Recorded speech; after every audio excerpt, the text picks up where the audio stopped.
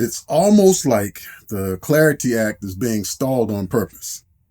Could it be? And the answer is yes. Could it be that the banks and power players that didn't take blockchain or crypto seriously in the beginning, that they're now scrambling to get their shops in order? I mean, it's like they have to go in and fix all of the broken stuff that they've let slide for years and all of the shady stuff they've been doing for years. So this is one site I watch on YouTube. It's a guy, Donahue George.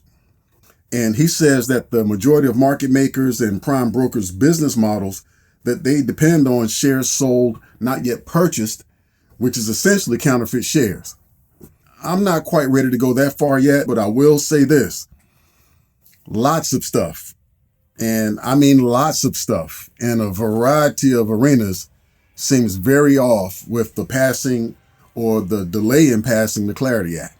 I mean, none of this seems right now. Everything just seems kind of off.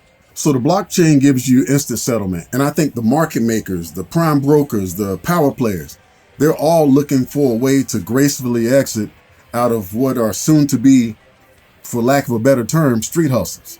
Naked shorts become very difficult in this new scenario.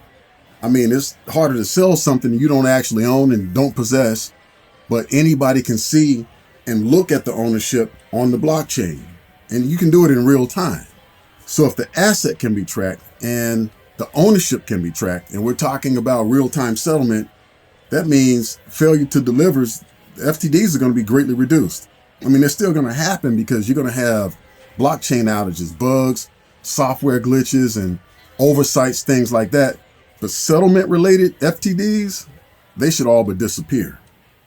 So in my opinion, the shady sorry-ticians, politicians, and the make your brokers, whoever your broker is, that's what they do. That's why they're called brokers. They make you broke. They're all trying to figure out new ways to maintain power and steal your money. Bank of America is in hot water over charges of unnecessary fees and withholding credit rewards. Federal regulators saying today that the banking giant harmed customers by double dipping on fees, withholding credit card rewards, and opening even fake accounts. They're trying to not inadvertently put rules in place that essentially, I don't want to say benefit us, but they don't want to put rules in place that makes it harder for them to steal our money and maintain power in the future. Because again, they were caught with their pants down. They were caught unawares. And now they're playing catch up. And sometimes you overlook things when you don't have time to go at a deliberate pace to do your planning and do your execution scenarios. And that's where they are. It's almost like when you go by your buddy's house when you're in college and you knock on the door, he doesn't answer. So you bust in, and when you bust in, you hear a bunch of scrambling in the back. You don't know what's going on because his room's in the back. You don't even know if he's by himself or with somebody. You just know something's not right. And he's fussing at you talking about, hey man, how come you didn't knock? Man, I was knocking. You just didn't answer the door because you were busy doing whatever you were doing. Don't know what that was. Same thing with the banks. I can only imagine what the banks were doing. Go back to the late 70s and the Colombian cartels needed somewhere to put billions of dollars a year in physical cash. So Miami banks were eager to help. By the early 80s, the local Federal Reserve branch was sitting on a bigger cash surplus than any other branch in the country combined, because there was so much drug money flowing through the system. That last prediction is as valid now as it was then. And DTCC, they're moving fast forward ahead. They're not playing around. They're implementing things. They've already announced what they're doing with Stellar Lumens, and they said Stellar is not going to be the only one. There are other blockchains that are on deck to be implemented into this new world. So these things are coming. I don't know how long they can delay passing this act. One thing I do know, the United States is going to get caught slipping if we don't hurry up and do the right thing with some of this stuff. I keep seeing the rhetoric about America wanting to be the future of blockchain, the leader in blockchain, the leader in all of the digital currency assets and all of these things.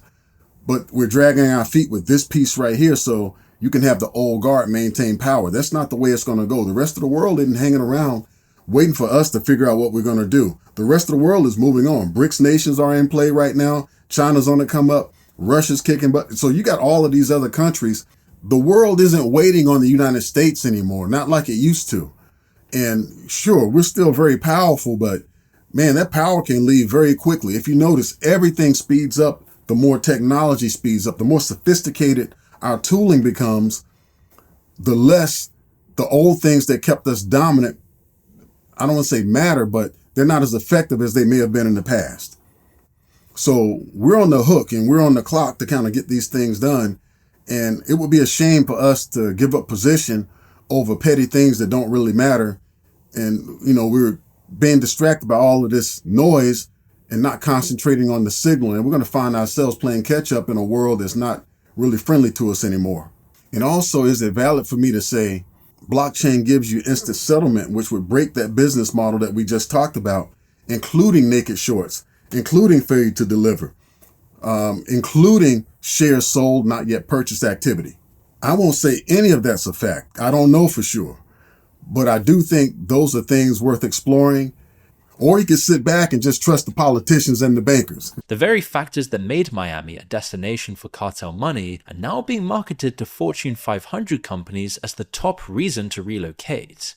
If you're comfortable with that, go ahead. But otherwise, good luck on your journey to figuring out how all of this works. And thanks for watching.